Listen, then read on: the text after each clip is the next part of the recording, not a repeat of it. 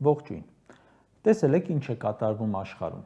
Իհարկե տեսել եք։ Միացյալ Նահանգները տնտեսական առևտրային թեմաների մեջ է բազմաթիվ երկրների հետ, Եվրամիության հետ, Չինաստանի հետ չգիտեմ անգամ ինչպես բնութագրել, ու պատճառը իմ կարծիքով միայն մաքսատուրքը չէ։ Միացյալ Նահանգներն ու Ռուսաստանը կարծես մոտ են Ուկրաինայի հարցում ինչ-որ կերպ համաձայնությանը։ Ռուսաստանը դերը գնալով ուժեղացնում է ու արդեն կասկած չի թողնում, որ Ուկրաինային ջախջախելով թուլացրել է զուգահեռաբար նաև Եվրոպային։ Իսրայելը վերսկսել է Գազայում պատերազմը, Իսրայելն ու Ադրբեջանը նաև ակտիվ ռազմական համագործակցության մեջ են։ Իրան-Ամերիկա հակամարտությունը գնալով ավելի է խորանում։ Չերկարացնեմ, բոլոր երկրներում ինչ-որ գործընթացներ են, ու մենակ Նիկոլի ղեկավարությամբ Հայաստանն է, որ ոչ մի բանի հետ կապ չունի, տաշեղի նման մի կողմի վրա ընկած։ Վերջին մեկ տարվա ընթացքում կատարված կարևոր իրադարձություններից մի քանի բան թվարկեմ։ Տրանսկասպյան միջազգային տրանսպորտային երթուղով Չինաստանից Թուրքիա բեռնատար գնացք է գործարկվում,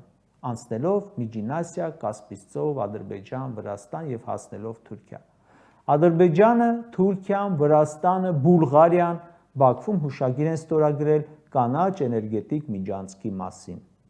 Վրաստանի կառավարությունը Արաբական Միացյալ Էմիրությունների խոշորագույն ընկերություններից մեկի հետ կնքել է $6 միլիարդ ներդրումային համաձայնագիր։ Թուրքիան ու Ադրբեջանը կառուցեցին Իգդիր Նախիջևան գազատար։ Վրաստանը Չինաստանին հրավիրեց մեծ խորություն ունեցող նոր նավահանգիստ հանգույց կառուցելու։ Վրաստանը, Ադրբեջանը, Ռումինիան, Հունգարիան ստորագրեցին Սև ծովով ստորջրյա բարձրավորդ փոխանցման մալուխի կառուցման մասին։ Սաղ այս տարի է եղել։ Սաղ կապ ունի մեր տարածաշրջանի երկրների հետ։ Հայաստանը որևէ մեկի հետ, որևէ տեղ, որևէ ծրագրի մասնակցել է։ Չասեք դե Ադրբեջանի հետ կոնֆլիկտ կա։ Ադրբեջանն էլ մեզ հետ կոնֆլիկտ ունի, բայց ինչեր է անում։ Ռուսաստանից Իրան գազատար է կառուցվում, որը անցնում է Ադրբեջանի տարածքով։ Վրաստանն ու Ադրբեջանը երկաթուղային համատեղ ընկերություն են ստեղծել, որպեսզի զարգացնեն տարածաշրջանային տրանսպորտային կապերը։ Իրանը, Ռուսաստանը եւ Ադրբեջանը ուսումնասիրում են էլեկտրաէներգետիկ համակարգերի միավորման հնարավորությունը։ Իրանն ու Ադրբեջանը արձանագրություն են ստորագրել Արաքս գետի ջրային եւ էներգետիկ ռեսուրսների համատեղ օգտագործման մասին։ Իրանը, Ռուսաստանը, Ադրբեջանը կառուցում են էլեկտրաէներգետիկ միջանցք։ Թուրքիան ու Վրաստանը Անկարան Վրաստանին միացնող արագընթաց երկաթուղի են կառուցում։ Ադրբեջանը, Թուրքմենստանը, Վրաստանը, Ռումինիան Սև ծով, Կասպից ծով տրանսպորտային երթուղի են ստեղծում։ Դու մեկի հետ մի բան ստեղծում ես։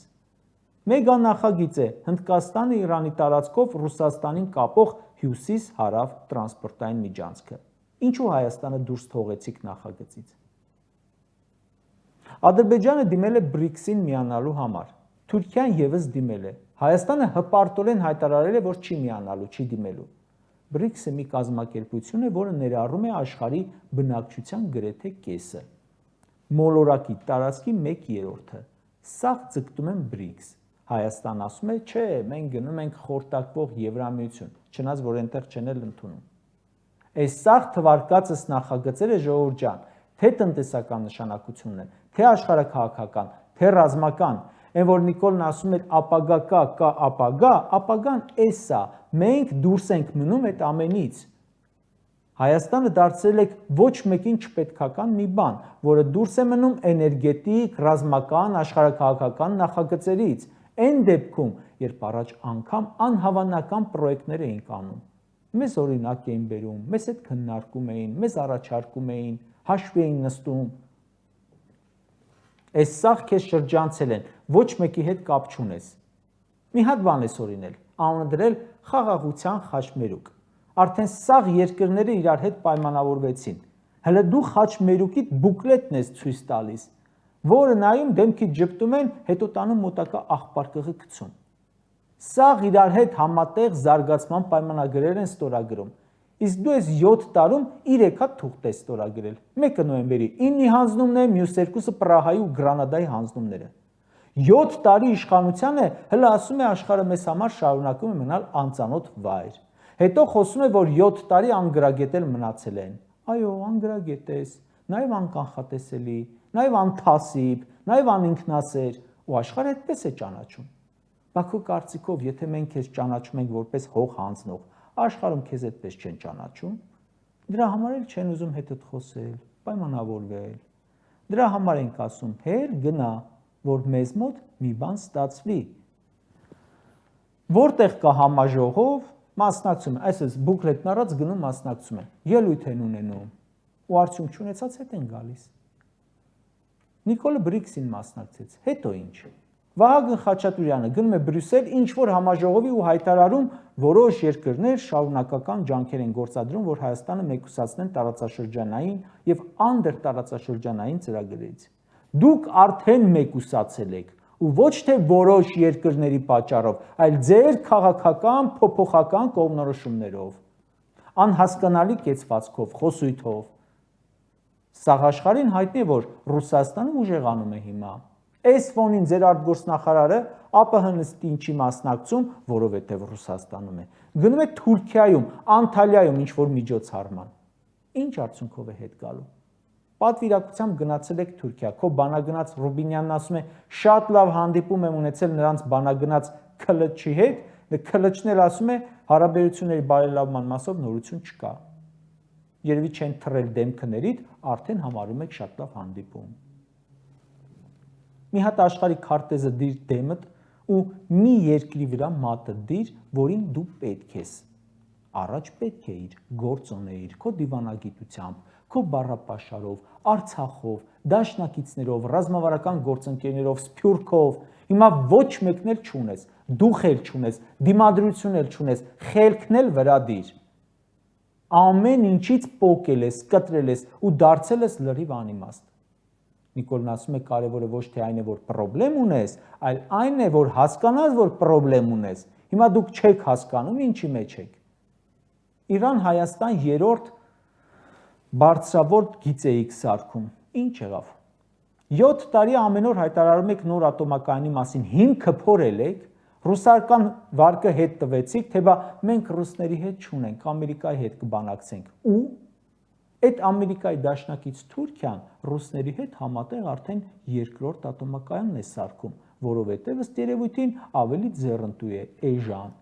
բայց մենք որ դաշնակիցն ենք Ռուսաստանի, նրանց հետ պայմանավորվածությունը չեղարկում ենք ու բանակցություն ենք սկսում Ամերիկայի հետ, որ թանկով կառուցենք ու ոչ էլ կառուցում ենք։ Մեր այս վիճակը հենց մեկ մարդու պատճառով է ժողովուրդ։ Ու գիտեք, որ ոչ միայն դրսում է այդպես, այլև երկրի ներսում, այսքան ինձնից լավ գիտեք, բայց նաև իմացեք, որ այսպես չպետքական է նա նաև թիմի ներսում, իր ձեռքը կրակն են ընկել, թիմի ներսից անընդհատ խոսակցություններ են գալիս հասնում, որ իրար մեջ արդեն քննարկում են, թե ինչքան լավ կլիներ, որ Նիկոլը որևէ մասնակցություն չունենար, օրինակ Գյումրու ընտրություններին, Երևանի ընտրություններին, կարող է մի հաջողության հասնեին։ Գիտեն իրենք, որ այսօր մեր երկրի դեմքը աղավաղողը կպնել կործանման տանողը Նիկոլն է։ Կարճ ասած, հայտնվել ենք մի իրավիճակում, երբ երկրի ղեկավարը ոչ մեկի հետ կապ չունի։ Նրանից ոչինչ կախված չէ։ Նրա ներկայությունը զգում ենք միայն մենք, մեզ, մեր երկրին հերթական վնասը տալու ժամանակ։ Նրա ներկայությունից լիուլի օգտվում են ներթշնամիները, իսկ մյուսների համար մեկ է իր գոյությունը։ Ասենք ՀԱՊ նիստ է, Հայաստանը չի մասնակցում, ինչ եք կարծում, Նիկոլի բացակայությունը որևէ մեկը զգում է։ Իսկ որ մասնակցում է, որևէ մեկին պետք է, սա ցավով եմ ասում, որովհետև խոսքը ոչ միայն Նիկոլի, նաև Հայաստանի մասին է։ Փաշինյանի ելույթները միշտ քննադատած լինելով, այնուամենայնիվ ընդունում եմ, որ մեկի ելույթ շատ ճիշտ է։ Երեկվա կառավարության նիստում նրա խոսքն էր, որ ինքը ամբողջ թիմով տգետ է։ Ու մեզ հետ կապված այս իրավիճակը կփոխվի այդ տգետների իշխանության հեռացումից, անմիջապես հետո։ Հեռացումը ինքը կտրուկ կփոխի իրավիճակը, իսկ երբ հանկարծ եկավ նորմալ ղեկավար, գործիքից կփոխվենք ու էլի կդառնանք գործոն։